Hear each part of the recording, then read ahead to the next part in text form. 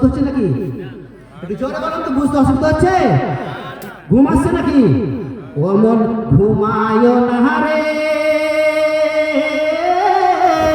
নাম জপ আল্লাহর, একদিন ঘুমাইবারে মন জিন্দেগি লাগিয়া, ও মন ঘুমায় না রে,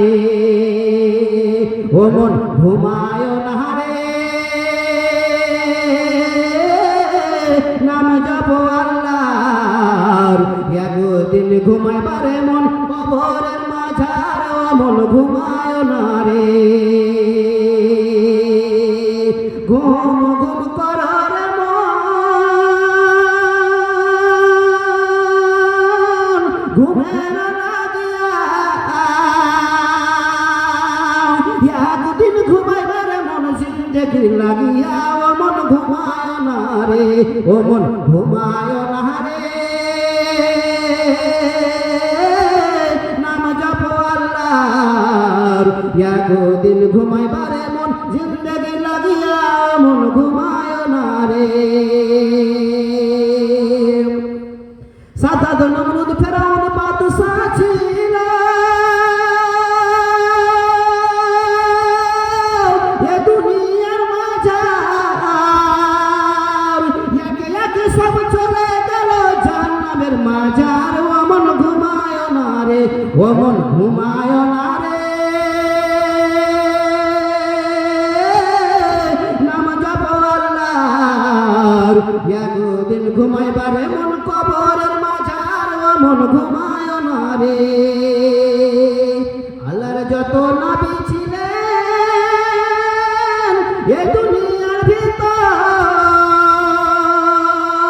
একে একে সব চলে গেলেন জান্নাতের ভিতর, ও মন ঘুমায় না রে, ও মন ঘুমায় না রে,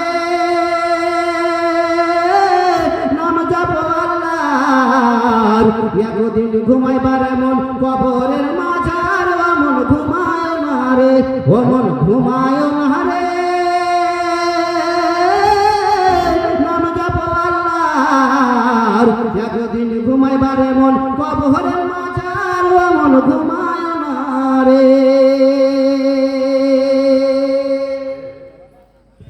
যদি আমাদেরকে মরতে হয় তবে আমাদেরকে প্রকৃত মুসলিম হয়ে মৃত্যুবরণ করতে হবে, তবে আমরা কিভাবে প্রকৃত মুসলিম হব, কিভাবে আমাদেরকে মুসলমান, আমরা তো মুসলমান, কিভাবে আমরা মুসলিম হব? মুসলমান জান্নাতে যাবে না, মুসলমানের জন্য জান্নাত নয়, মুসলমান জান্নাত পাবে না, জান্নাত পাবে মুসলিম। যে ব্যক্তি মুসলিম সে ব্যক্তি কোথায় যাবে? জান্নাতে যাবে। আমি আপনি মুসলমান, আমি আপনি মুসলমানের ঘরে জন্ম নিয়েছি, আমার আপনার জন্ম হয়েছে মুসলমানের ঘরে, আমার পিতা মুসলমান, আমার মা মুসলমান, আমার আপনার 14 গোষ্ঠী মুসলমান, তাই বলে জান্নাত পাওয়া যাবে না। জান্নাত যদি নিতে হয় তবে আমাকে আপনাকে আগে প্রকৃতভাবে পক্ষে মুসলিম হতে হবে, মুসলিম হতে হবে। মুসলিম হতে হলে কি হতে হবে? কোন জায়গায় যেতে হবে? কি কাজ করতে হবে? কি কাজ করলে মুসলিম হওয়া যাবে? কোন জায়গাতে গেলে মুসলিম হওয়া যাবে? আল্লাহ পাক রব্বুল আলামিন বললেন, ইয়া আইয়ুহাল্লাযীনা আমানু উদখুলু ফিস-সিলমি কাফা।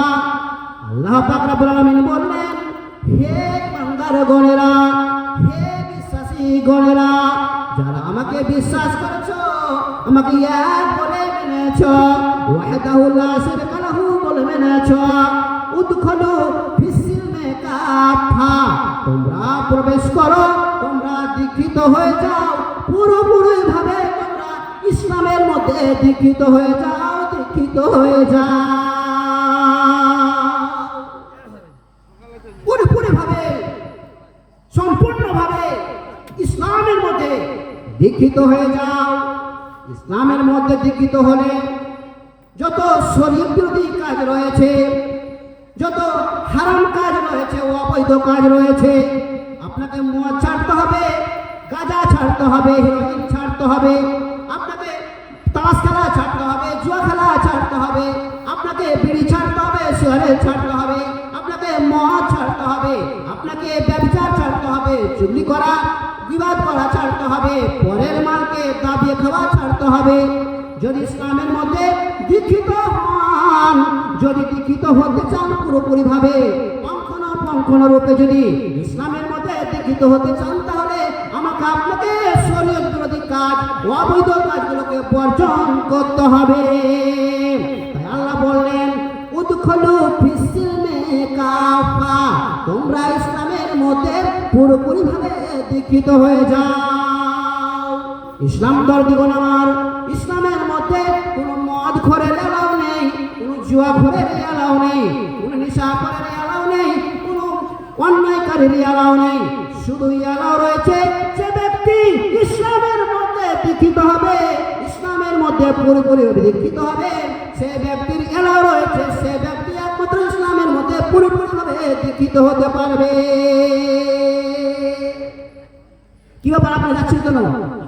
কথা বুঝতে পারেন নাকি? না ঘুম আসছে, না একটু টিফিন করতে যাবেন?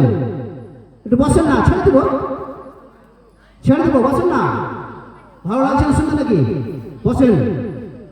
ইসলাম এমন একটি বিধান, ইসলাম একটি বিধান, ইসলাম একটি আল্লাহ বিধান দিয়েছেন, ইসলাম একটি বিধান ব্যবস্থা যা মানুষকে, ইসলাম এমন একটি বিধান যা মানুষকে সহি সালামত রাখে, সঠিক জায়গায় রাখে, ভালোভাবে রাখে।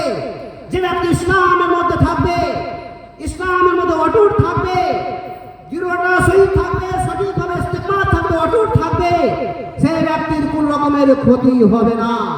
সে ব্যক্তিকে আল্লাহ মর্যাদা সম্পূর্ণ মর্যাদা দিয়ে রাখবেন। সে ব্যক্তির প্রতি আল্লাহর দয়া রয়েছে, রহমত রয়েছে। সে ব্যক্তির আল্লাহ পাক রব্বুল আলামিন গুনাহকে মাফ করবেন, সে ব্যক্তিকে আল্লাহ ক্ষমা করবেন। সে ব্যক্তির জন্য আল্লাহ জান্নাত রেখেছেন, জান্নাতের নিয়ামত রেখেছেন। আল্লাহ পাক রব্বুল আলামিন কালামে পাকের মধ্যে বলেন, হামিম সাজদার মধ্যে আল্লাহ পাক রব্বুল আলামিন বলছেন, আউযু বিল্লাহি মিনাশ শাইতানির রাজীম, ইন্নাল্লাযীনা ক্বালু রাব্বুনা আল্লাহু সুম্মা ইসতাকামু তাতানাজ্জালু আলাইহিমুল মালাইকাতু আল্লা তাখাফু ওয়া লা তাহজানু ওয়া আবশিরু বিল জান্নাতি আল্লাতী কুনতুম তুআদুন।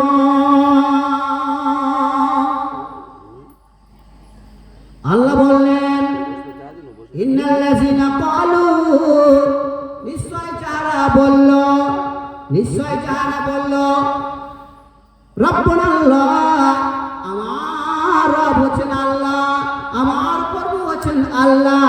আল্লাহকে স্বীকার করার পরে, আল্লাহকে রব স্বীকার করার পরে, প্রভু স্বীকার করার পরে সুম্মাস্তাকামু, তার সেই কথার উপরে অটুট থাকলো, সেই কথার উপরে দণ্ডবান থাকলো, সেই কথাকে ভালোভাবে মেনে নিল, সেই কথাকে পঙ্খানো রূপে মেনে নিল। তাতানাজ্জালু আলাইহিমুল মালাইকাতু আল্লা তাখাফু ওয়া লা তাহজান। আল্লাহ পাক রব্বুল আলামিন বললেন, যে ব্যক্তি কি করলো, আমাকে প্রভু বলে স্বীকার করলো, আমাকে এক ওয়াহদাহুল লা শারীকা লাহু বলে স্বীকার করলো, আমাকে রব বলে স্বীকার করলো, রব বলে মেনে নিল, স্রষ্টা বলে মেনে নিল, সৃষ্টিকর্তা বলে মেনে নিল। আল্লাহ পাক রব্বুল আলামিন বলেন, বলার পরে স্বীকার করার পরে আমার সে কথার উপরে অটুট থাকলো, সে কথার উপরে দণ্ডবান থাকলো, থাকার বিনিময়ে আল্লাহ পাক রব্বুল আলামিন কি করলেন, ওই ব্যক্তিদের জন্য আল্লাহ পাক রব্বুল আলামিন ফেরেশতা অবতীর্ণ করে দেন, নাযিল করেন। আল্লাহ ওই ব্যক্তিদের জন্য ফেরেশতাকে অবতীর্ণ করে দেন। ওই ফেরেশতারা বলেন, সুম্মাস্তাকামু তাতানাজ্জালু আলাইহিমুল মালাইকাতু আল্লা তাখাফু ওয়া লা তাহজানু।